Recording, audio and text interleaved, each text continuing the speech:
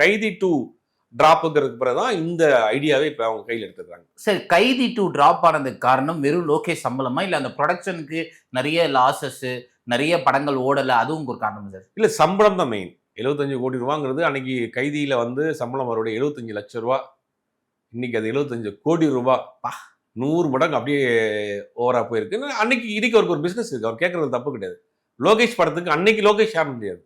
இன்னைக்கு லோகேஷ் கனகராஜ் ஒரு பெரிய ஹீரோக்களை வச்சு பண்ண டேரக்டர், கூலியே கிட்டத்தட்ட அந்த கம்பெனிக்கு ஒரு 300 கோடி லாபமாக சம்பாரிச்சு கொடுத்துருக்கு ஒரு டேரக்டர்.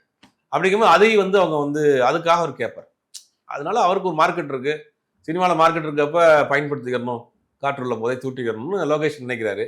ஆனால் கார்த்தி மாதிரி ஒரு நடிகரை வச்சு இவ்வளோ பட்ஜெட்டில் பண்ணால் எப்படி பிஸ்னஸ் ஆகும் அப்படின்னு ஆல்ரெடி அவங்க ஒரு யோசிக்கிறாங்க. அந்த சர்தார் 2வே கொஞ்சம் 110 கோடி ரூபாய் சிக்கல்ல இருக்கு அப்படின்றாங்க. அதுக்கு வாவாதியாரின்னு ஒரு படம் பண்ணி வச்சிருக்காரு கார்த்தி, அதுவும் ஒன்றும் பிசினஸ் அது கொஞ்சம் டிலே ஆகிட்டு இருக்கு போல. இந்த வருஷம் அவரோட படம் எதுவுமே வராது காரணம் அவரு காரணமே இல்லை சார். எல்லாமே ப்ரொடக்ஷன். வாவாதியாரெல்லாம் ரொம்ப வருஷத்துக்கு முன்னாடி ஆரம்பிச்ச படம், 3-4 வருஷத்துக்கு முன்னாடி ஆரம்பிச்ச படம் ட்ரெயிலர் வந்துச்சு, கிளிம்ஸ் வந்துச்சு, படம் ரிலீஸ் ஆகல. இப்போ அந்த மாதிரி இருக்கப்ப ஒரு பெரிய பட்ஜெட்டை போட்டு லாக் பண்ண வேண்டாம் அப்படின்றதால அவங்க அப்படியே கொஞ்சம் யோசிக்கிறாங்க. அதை இவங்க பயன்படுத்தி